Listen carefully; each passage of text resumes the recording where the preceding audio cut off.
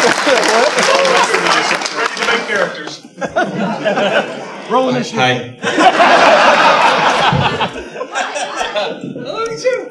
Wow, when we turned the corner into that hall back there, into this door, I didn't realize it was, like, into the room.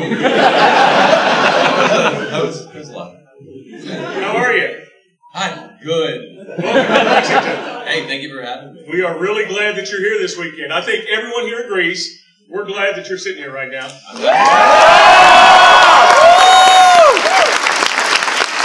Thanks for stopping by. So I guess most people here are interested in talking about your D&D game. Probably a few. But also people want to talk about voiceover stuff that's awesome about them, or the fine refreshing taste of Aquafina.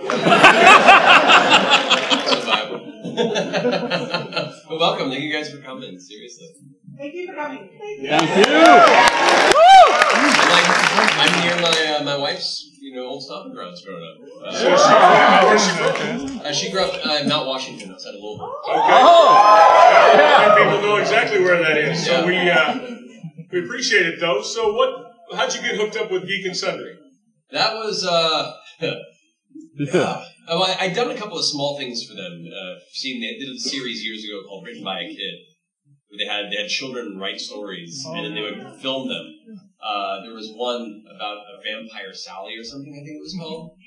And in that, I played a crazed mailman. And Marisha, we had just started dating, plays a vampire girl who ends up ripping another girl's head off. This is a story written by a little girl, so it was like very violent. There was a pool of blood, too. It was pretty great. It's like, so we did some small bits, but we've been playing our home game for the voiceover friends that we had for a while, and Ashley Johnson, who's with our campaign, had just started doing a show, kind of like a ghost hunter type show with Geek and Sundry at the time, and so she got to know Felicia, and they were at an event, and Ashley just started talking about it. Like, we all know how you start talking, like, oh, you play D&D? Let me type out my character. That's basically what Ashley did. Been there, done that. Yeah, exactly. I play the paladin. So Felicia, after listening to the show, was like, why don't you guys do it on the network thing? And we went, I don't know. The internet's weird about things you're passionate about. But eventually we figured out Twitch was a good format, and we tried it out, and that's kind of how it all started. Excellent, excellent. Well, I could ask questions all day, but I bet there are a few out here. So, who wants to ask the first question? Oh. You want to pick? No. We'll alternate. Okay. No responsibility. Right here first. Yes, you're on. You're Ask it. your question. Hi. So my question, I kind of came up with it with you. We wanted to know what happened to the stable boy that painted a picture of Scanlan. And the story continues. You mean Jameson?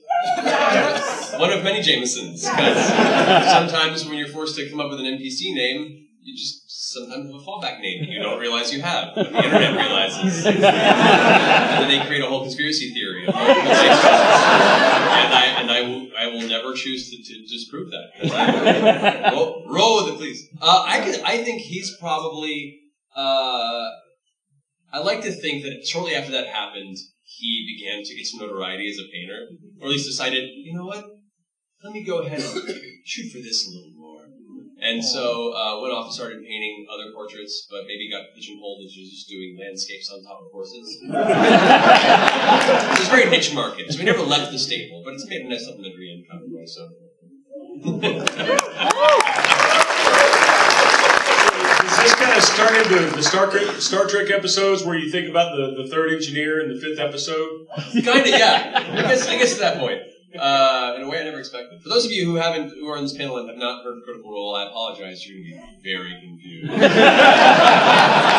if you don't know what it is, it's a show where me and a bunch of other voice actors, nerdy-ass voice actors, we play Dungeons and Dragons on Twitch. So it's us in a room being a bunch of doofuses, and you get to watch. And apparently you come into a panel and get confused. So, the breadth of NPCs gets unwieldy. And the people that are so concerned about someone whose name I made up on the spot and forgot about an episode later, like, what happened to him? I'm like, he's fun. But then it's like NPCs I put way too much energy into and nobody cares. I'm like, okay. He's cornered the market on Bat Guano. Yes! I have a whole campaign study coming out based around the Bat Guano economy. So you pick next. All right. Let's go for some.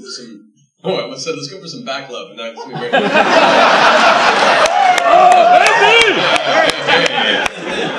And the back of the plaid and the glasses. Is there a moment for the first campaign that really resonated with you, or like you didn't know exactly how it was? Oh, there's plenty. Every character death is unexpected, and when those do happen, and many of you people that run games may know, there is nothing like the pressure of a GM who has to deal with a character death, or in our case, having the ritual that we implemented to make it more difficult than the standard 5th edition resurrection rules, to have a character may or may not come back, and then have a setting where the players have to implore their return and still have the possibility of failure is nerve-wracking. But also incredible. Like in the same way that good storytelling is, and being a part of that for me, it's an emotional roller coaster. And though I still have to try and be as emotionally neutral as possible, because I am that neutral entity, I'm still like holding back the tears now.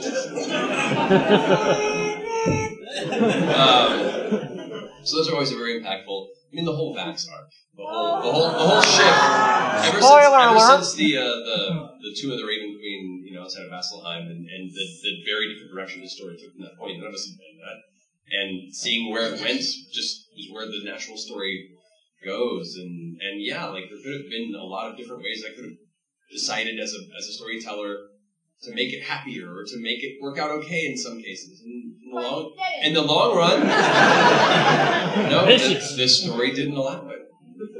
There were opportunities and they didn't work out. So that's how it works. And then in hindsight, I'm very happy it went that way because it made for a very impactful story of loss and coming to terms with that and destiny. And yeah, I once again, Dungeons and Dragons. Who would have thought, right? The weirdest, most wonderful things come out of dice and numbers and sheets filled with ideas. I love it. So what's your favorite part of the game? Is it developing these characters and fleshing out and see where they go? You like a good TPK? It depends on the type of group. Because I have groups, and old gaming group friends of mine that I played with back in all the 2000s, some of them really liked playing a hard mode, roguelike, you're all gonna die! Type experience. But you have to have a group that wants to battle. If a GM is very stringent and wants to play a certain game, and they haven't agreed with the players, the kind of game he's going to play, a lot of people are going to be disappointed, or the GM will. So, for me, in this group in particular, our focus seems to be a little more on character interaction and character development, and for some it's the hero's journey, for some it's dealing with the harshness of reality, for some it's family, and it's finding a community within this party of adventurers they forge, and to do a greater good in the world. And in all those ways, it's therapy. It's a very therapeutic experience at the table. So I love all those facets with different groups that look for those. But for me personally, as a storyteller, I really enjoy playing a game that is focused in the development of a character's story, and then coming into realizing what they want to do and how they want to change the world for the better or the worse of the world around them, and help kind of craft that story for them. So I love that. Excellent. So next question. Right there with the arm. You with the arm. Oh, that's us. I actually have a two-part. First one's super simple. What's your Hogwarts house? Oh, Hufflepuff. Like there was any question. Okay. What is your favorite part of the preparation for that week? Like the map building, like where they're going to be in that story and that story arc. Like what? My favorite part of preparation each week to week? Oh man. You make some really awesome movies. Thank you. For me right now, I'm just having them playing with kid Legos. Because growing up, never being able to afford Dwarven Forge, that I have the opportunity to, I'm like, I'm just going to use it all the time. Because it's always fun. And they become more affordable since they started to do Kickstarter stuff, which is good. So that I had the opportunity to do that, I like playing with them, so it was definitely fun. For me, I really enjoy creating floating narratives, if that makes sense, where I'll create a bunch of sub-stories doing in case they find a path that leads in that direction and I kind of connect what they're doing with this story. You saw a couple of facets of it in the last episode. You saw it, where they just encountered a couple of characters and you only got to see a little bit of it. There's a lot of things going on out there that they might run into. And so for me, a lot of the fun is creating these little pockets and NPCs and little story threads that they may or may not pursue or run into again that'll, either will happen without them and they'll blow up in someone's face down the road, probably, or not. And so for me, it's coming up with those and imagining how different characters will interact. Where I'm like, if this character is the one that encounters this narrative of a bunch of people meeting in a basement because they're unhappy with the political structure, they'll be intrigued. If this person is the one that meets it, they're going to burn it from the inside out. If this person runs into it, they're going to turn them in and make a lot of money. It's like it's really fascinating to me to consider these story threads and then think of all the different ways they can be treated based on who's the first person to really get that point of the story. So to me, that's the most fascinating and fun aspect. This is their kind of calculating like you are need. All right, next one. Let's see. Let's go over. You were sir with the gray shirt. We all know about the Will Wheaton curse. It's real. I just finished watching a few episodes back of Percy dying. Yes. And what was your reaction to Taliesin bowling that national swing to this next I mean, that's par for the course for Taliesin. he is the anti-Wheaton, or was, until he bequeathed unto me the golden snitch dice. What's great is there are so many moments in D&D where you fail or you succeed, where you roll 20s, and like brief moments that aren't that impactful. And then every now and then you get those natural 1s or natural 20s when it is the perfect time for the narrative for it to work. And I love when the dice work for the narrative. I think I've said that before in the show. And those are examples where like when the Briarwords first came, and Crystal first came around the corner, or when Vax went down and then Vax rolled that natural 20 on her first hit. Like those are moments that narratively you would say, man, it would be perfect if, and then it happens and you're like, this feels scripted and I'm the DM. So yeah, I love those moments. That's a perfect example, I think, of those wonderful little magical beats of the story where the dice let those narrative moments really shine. So, and Taliesin is 300 years old and has spoken with many occult demonic entities from that time period to get the luck he has today. But you already do you have lucky dice? I do now. Taliesin was gifted a Shapeways clockwork dice, like a golden dice that he used last campaign. We called the Golden Snitch because it looked like one. Yeah. And that was the dice that he just kept rolling 20s all the time. And many people here watched, and it was ridiculous. And we'd be like, no! We'd go over and check, devil! And when the first campaign was over, he gave it to me on camera. And I've used it for pretty much every D20 roll in the new campaign. So I've got one little D20. I call it Crystal Blue Persuasion. and probably 8 times out of 10, if I need a 20, it's the one to go to. I love it. You start finding those and kind of keep them over the side. Yeah. Then you have Laura Bailey, who just a dice hoarder. Yeah. I've never met any. Like I feel like I think there was a critter that created and made for her dice stocks. She can shame her dice. Actually put them in like a little small stock. Yeah, it's great. There's dice prison, and then there's dice stocks, which is just like the shame. My brother gave me a metal dice set for Christmas, and they're heavy, and I could hurt somebody with them, I think. Good for gaming, good for self-defense. Yes. Next question. Let's go you, sir. Yeah. So, what is your favorite moment from my first campaign where everything just looks really well because the characters are very humorous, even Sam. Yeah. What's your favorite moment you had completely, like, where you had no control of that? Oh man, there are a few. I mean, from a non-comedic standpoint, that would be probably the post-Common Conclave Scanlan argument in Whitestone. Those of you who've seen it, you know what I'm talking about. I had no idea that was going to happen. And it was such an emotionally tense and like, unexpectedly so. This wasn't anything we talked about before. And just the conflict between all these people that love each other and have been working so hard on this, but meet an impasse, an emotional impasse, and one character is going through such a hard time in their story that it leads to this very emotional breakdown. That was incredible. Not comedic, but definitely off the rails in the sense that nobody expected it would go, and it definitely changed the nature of a lot of the coming narrative because it led to a few changes. No spoilers. As far as positive things, I mean, every shopping episode is off the path, and it's me having to, because it's different if you're like they're interacting with storyline NPCs that I'm planning for them to encounter on a challenge or on the road. It's different when it's like, all right, you have a whole city to explore, and they're like, we're going to spend 3 hours talking extensively to every NPC that we're going to force you to make up on the spot. That's how Victor happened in Vasselheim. That's how. As you to that point, later on in the last season, when the Scanlan and Grog decided to walk through the city of Vasselheim, forgetting that Grog technically still wanted, and then escalating very quickly into this horrible scenario of multiple guards being called to arrest them, like an illusory dragon attacking the center of the city, and them just going, just go. We gotta leave. We gotta go right now. I know we're attacking the city, but we gotta go. So yeah, that's another moment. Power word nuke.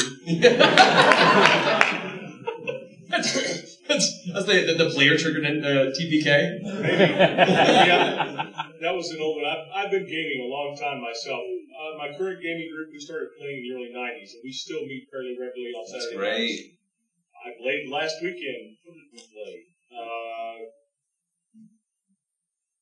Not Flesh Whiskey. We played that. We work in Pathfinder and D&D some too, but we play a lot of other things as well. Awesome. So, one of our guys, he's our main game master. He's getting ready to retire. Oh, wow. Yep. So, we're going to make him run more. Yes, retire with quotes, right? Yeah, pretty much. So, a question. You get to pick this one. Okay. Let's do, let's see. You're squeaking so hard. Do you want to answer the question? Sure, yeah, all right. Let's see. Hi, Straw Party. Also, so as a GM wife, I get to hear a lot of different scenes, and obviously not spoiling anything, but these sort of stuff. So I was kind of wondering, did Marisha get any involved to the give input? So okay, well the party side back in the went, maybe this. Is there any dynamic there, or is it? Marisha, as a DM wife, doesn't get any spoilers at all. I'm very protective. I think I mentioned this last night with the folks. Whenever I'm writing in my office or putting together maps in our little miniature office room area, if she walks to the area, I'm like the kid who got caught masturbating. I'm like, go on! How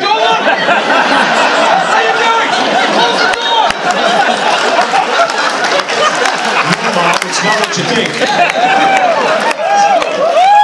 Very protective and covering everything immediately. Like, really pouty if she sees anything. She's like, I didn't see anything. I'm like, sure. So I'm very protective. But after a game, I'll have on the drive home every time. It'll be get in the car and we're both still adrenaline pumping because it's just come off the game, and I'll be like, "Did you guys have fun? What did you like? What did you not like? I always want feedback. I want to know what things I can improve on, what things didn't resonate. And some things they'll be like, well, I was hoping for this, and it's kind of frustrating this happened, and I'll know okay. But there's an intentional reason for that, and it'll come up in a few episodes, but I won't tell her that, But I take it's all as input, But I don't want to spoil anything for her. She doesn't want anything spoiled for her, so she doesn't pry for information, and there's no dynamic in that regard. But I am open to listening to feedback. I know it's really frustrating. I know that I've said some offhand comments on the stream that in the moment could not taken incorrectly by the community. She'll try and do something, and I'll say, no, that's not possible. And I'll say it in a way that may have come across unintentionally, shitty. And then we'll see Reddit posts of oh yeah, that's right, man, tell your wife. I'm like, what kind of misogynist bullshit is this? It's horrible. But I'll say something like that, and she'll be like, oh, I know how the internet's going to interpret that. And afterwards, she'll be like, I didn't appreciate using that tone. I'm like, I know, I'm so sorry, I didn't mean it that way. So we'll talk through things like that, We'll have open line of communication. But yeah, beyond that, she knows nothing. No worries. Next question. Let's see. You right over there in the hat against the wall. Oh man, one of my favorite fights still is from the Killbox episode. That was because it was a scenario where they were going into the city that had been completely overtaken by the herd storms, the barbarian tribe, in the wake of the Chroma Conclave's destruction. So it was just all these very savage people that had just taken the center of this town. They were there just cleaning out the houses and rounding up the people, and it was a bad time. And Grog, since he had this background history, he was going to go up and challenge the leader, his uncle Kevdak. And I was in my head like, oh man, there are a lot of guys there. This is not a good situation to do. But if he manages to win a duel with him, that will change the dynamic. And so he goes in, challenges him, and does not do as well. And it's going very poorly, and I'm like, this is, oh no. And then he shouts for the rest of the party to jump in, which immediately goes from a one-on-one duel to the rest of the herd jumping in. And they all immediately swarm on Grog, and it's that, I cannot express how close he came to death in that game. And it was through very clever use of Vex and her necklace and the broom that it disabled the scenario there as it happened. And it was such an intense battle that tactically was a very interesting visual scenario. I was super stressed the whole time because I was like, you guys are gonna get killed! But they did great. And that one was very, very memorable fight, I think. That, and I really enjoyed the Raishan battle on the island, the final encounter with her, because it's hard to encounter a dragon. It's even harder to encounter an ancient dragon with high-level spellcasting who has improved visibility and you don't know where they are in the middle of a dark tunnel, and then they kill off you. And they kill your bard. And start breaking down the others. It's fun. You're right. I'm up. All right. Let's give some love over here. Yes. So this is more kind of. Oh, I'll get to you. But yeah, no worries. That's okay. We'll get you next. This is more kind of a voiceover related question. Yeah, please. Okay. This is an open Q&A of me. Yes. I guess so. Which voiceover role for you was the one that kind of represented like a turning point? Like people really started like recognizing you afterward. Leon Kennedy in Resident Evil 6. Yeah. I was still comparably fledgling, and I've been working for a few years and had some good roles here and there. I'm still kind of just trying to find something that really kind of cemented a place in the general large sphere of people going, he's a professional. That's some guy. And plus the fact that Leon was a character that was already established. It was a very intense and very stressful situation. So it's having to step into the shoes of a character that everyone already liked, and the internet's just waiting for you to fail. Like, they recast Leon. Let's get our pitchforks ready, boys. GameFAQs wants to see how bad he burns it. So it was really stressful, but at the same time, I took it as a huge challenge. The character that I loved and wanted to bring the respect to, and both respect the previous performance and make something of my own. So I gave it my all. And when that hit, that was the first time I'd been invited to like a big game launch party at Comic-Con that year. And all of a sudden I was doing interviews for a game release, and people were like, "Oh my God, Leon's my favorite character." I'm like, "Mine too." Wait, I'm me. That's me. So yeah, for me that was the first really big turning point, I think. And then the next one that kind of blew up the convention scene would have been probably Levi for Attack on Titan. That one, I don't think anybody knew quite how crazy Attack on Titan was going to be when that hit. I was just like, whoa. Like I cleaned. But yeah, so that's probably those two. Okay, we can do the one who almost got started. That's right. Sorry about that. Yeah.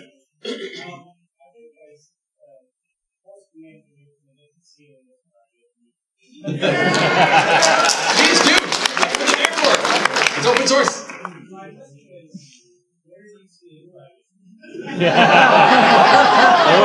That's interesting. Well, no.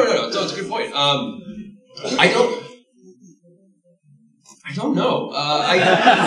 A lot of them, I'm sure, are elements. I mean, some of them are things I've played in previous campaigns. Things that work well in other campaigns that you've already played. You will reuse those in games with other players that you haven't played with.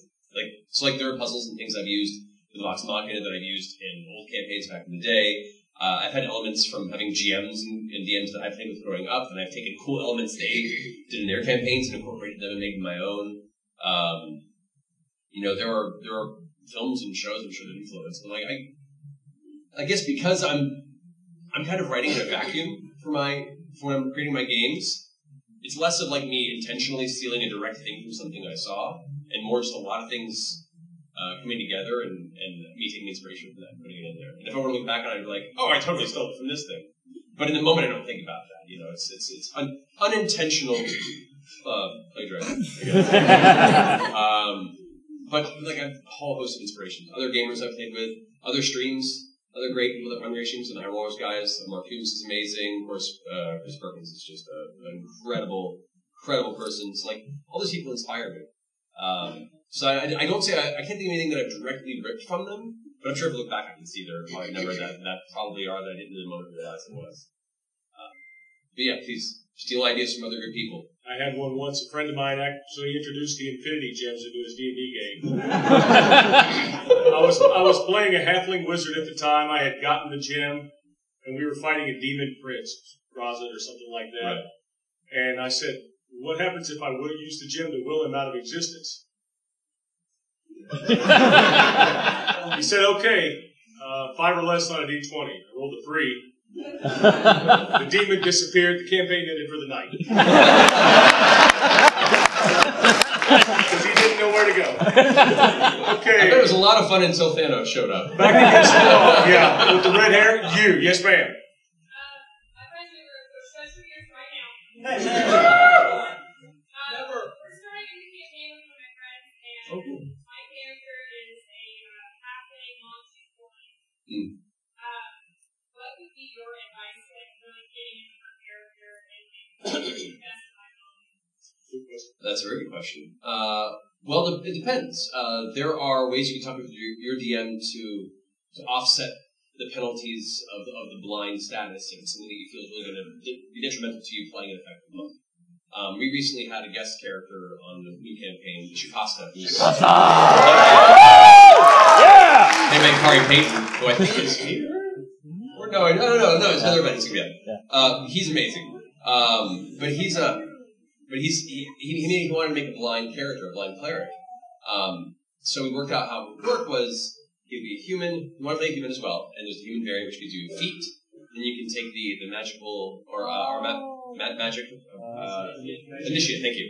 Feet, which gives you a first level spell once per day. So we chose find familiar, and so for that we got a familiar, which he can then just focus his vision through. That's how we had the hummingbird that he used to always set up in a chamber. Then he'd be able to walk in there and see just everything from the hummingbird's point of view and learn to fight from like a third person perspective. So like for him, life looks like the old Resident Evil games. To bring it back. So that was one way of doing it. There's also talking with your DM to build a character that you can create feats if you want to that offset the condition blind. If you want to really kind of touch into a narrative that is more wanting to be in the shoes of and understand and kind of respect a person who lives with blindness and disability, you can reach out to friends and people in the community who have that. And it's like what are the things that you think are wonderful to that your character's story, and that'll help you build a connection with an empathy with somebody whose experience you might not have, and vice versa. So depending on which way you want to go, there's a mechanical way you can do to offset that and talk with your DM to come up with unique ideas. Or you can go on more of the narrative aspect of it with it and trying to really step into that lifestyle. But mostly it just comes to talking to your DM and ensuring, oh, you are amazing. Sweet mystery of life. So yeah, just consider those elements with your DM. And remember, if you start playing it, you feel your build really is detrimental to the point where you're not having fun. Once again, talk to your DM and see if there are ways you can adjust it. Something else that can think of in the campaign that can offset that. Or just adjust the rules a bit to where you still feel like you're enjoying the play style, but you're not being a frustration to the other players or your own experience. Don't be afraid to play it to the hilt either. Do full power into it and do everything you can. There you go. That's kind of fun too. I think there was a character that somebody played years ago where they were their whole character concept was they were super clumsy rogue. Wow. Like they had a high, like from a statistics standpoint, they had a high dex bonus for the mechanics of the game, but their whole narrative idea was they were essentially Mr. Magoo. So whenever they hit somebody or did sneak attack, it was never intentional. It was them like stumbling over a rock and then tripping and hitting the edge of a table and a Rube Goldberg device type thing knocks over the lamp, which causes this thing to fall and stab the guy in the back of the neck. So you can still use the mechanics as they are, but the flavor from a narrative standpoint can be something a lot more interesting visual for you and the players. So you can always find that middle ground too. Awesome. I'm up next. Let's go. Let's pick it in the back. Right. Let's see. There appears to be a lifesaver of some kind coming from the air. Yes.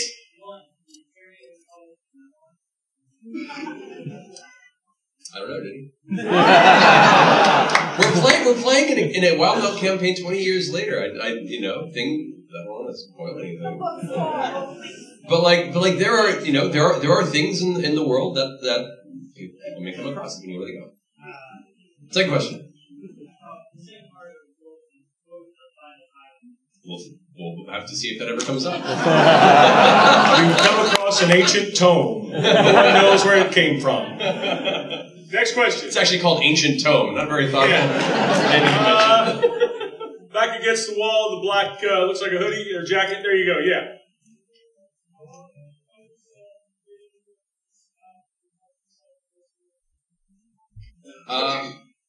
I put it about half and half. I try and prepare on a very basic level NPCs that I can plug into anywhere, just so I have it in the back pocket. And so I have, I'd say, about half of them they run into, I have some level of preparation on, and the other half are them going, all right, I'm looking around. Do I see anybody with who looks like they might work in the field? And I'm like, yeah, you look 2 blocks down the road and you see an older gentleman in a pair of what looks to be, farm overalls and dirty forearms, and is in the process of finishing loading a car. I'm like, all right, I'm going to go to him and ask him about his whole life story. Okay. And that's where you get the Jamesons. So yeah, it's half and half. And as far as the voices are concerned, I talk to myself a lot when I'm alone, practicing voices and stuff. It's part of my job, and it's part of just my psychosis since childhood. So for me, I'm always very conscious of voices I'm used to doing, and I'll just try and pick something off the random tree that I've recently been doing on my own. Or if I've been doing a lot, if I'm in a regional area in my world that I've created, and I know there are different dialects that tend to lend to different lifestyles or different regions, I'll try and pick something close to that, and then add a texture or a vocal timbre that's different to things they've recently talked to. Because even if it's similar to a voice I did 2 sessions ago, or even, an hour ago, if it's different enough from the last 2 NPCs that they've talked to, it already feels like it's a more diverse world as opposed to the last 3 you talked to all kind of sounded like this. Because then it's a town of this, and it's not as interesting. Yeah. Good question. You're up. All right. Let's go. You said red motion. One, I'm a Rhaegar main and hero, so. Oh, thank you very much for the support. I DM for the person I'm going to marry. How do I avoid killing her character before the wedding?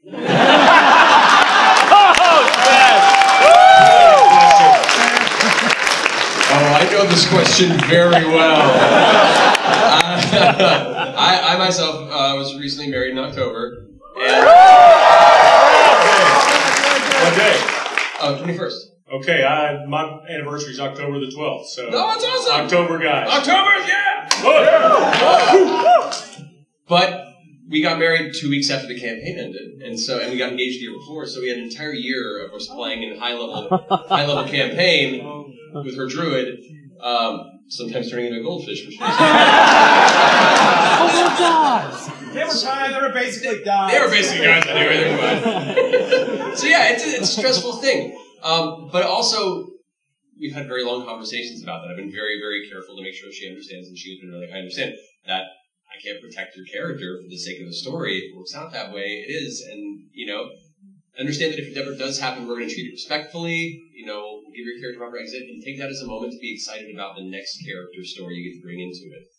And then that next character, and this is one of the things I love about character death in these games when it does happen. I don't want it to happen, but if it does, it can be a really unique turning point for the rest of the surviving party, because now they get to go forward and continue a stronger cause with the memory of this friend they used to travel with.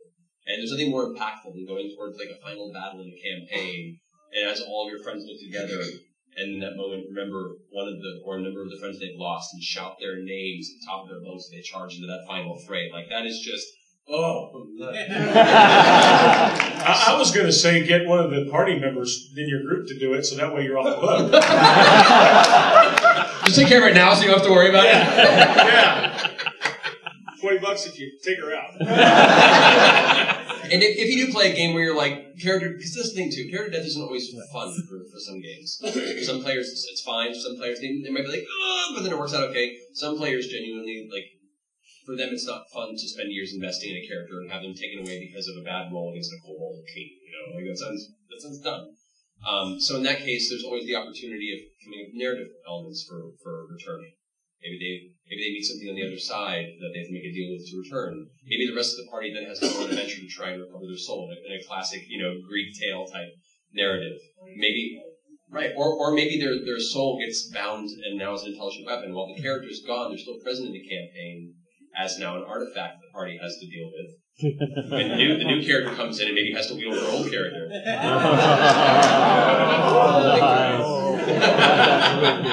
You can find ways to still incorporate the characters so that the story doesn't come to an end if you really think in the long run you're going to lose more than you gain out of it. So. We've got time for one more question. Oh! We'll let you pick the last one. I'm so sorry for all the hands that I can't pick right now, but I want to. I'm so sorry. I keep people waiting in line. We've got something else here in 15 minutes. That too. All right. I'm going to say that there's a gentleman there holding a book up right there, and, I'm a fan of books. So. Oh, okay. I chose the right book! You chose wisely. Okay. Thank you so much. Is that time for an actual question? Well, yeah, do an actual question. That's a really cool. So you got to do it again. Oh, it's got the symbol of the ruined mistress on it. That's awesome. All right. Once again, I'm sorry. You've been so sweet and dressed so nice with the kitty here. I have to say. You are Caleb! Oh my God!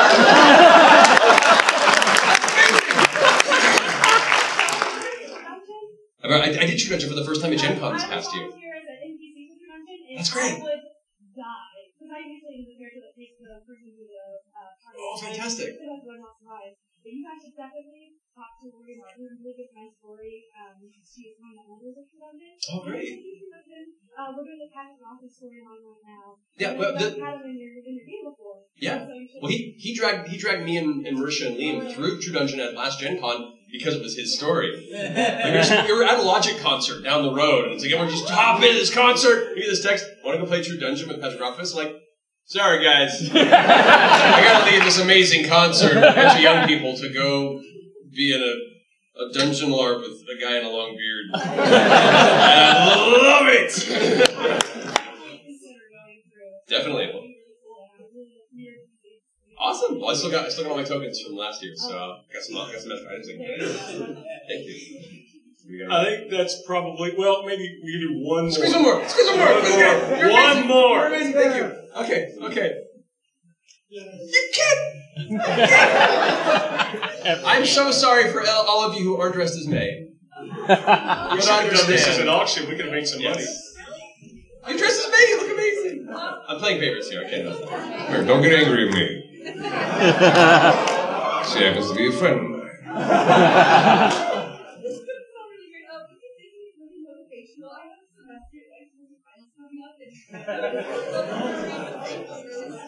Say it, McCree? Okay. All right. I've been around for a little while. Seen the world. Seen the light, seen the dark of men. And there were plenty of times in my life where I said, you know what? Why don't I just pack up and leave? Be easy. Right? Then I just took another step. And then another. And then another. Sooner than I expected, all of a sudden, I walked a little further on my path. Found a new friend. Completed something I didn't think I could do. I look back at those days and think, what would have happened if I turned around and fled? Well, certainly wouldn't have this whiskey in fine company. So you stick to it. So I'm going to tell you, a little further down that way, I'll meet up with you again, and we'll laugh, and you'll tell yourself, man, certainly glad I didn't turn around.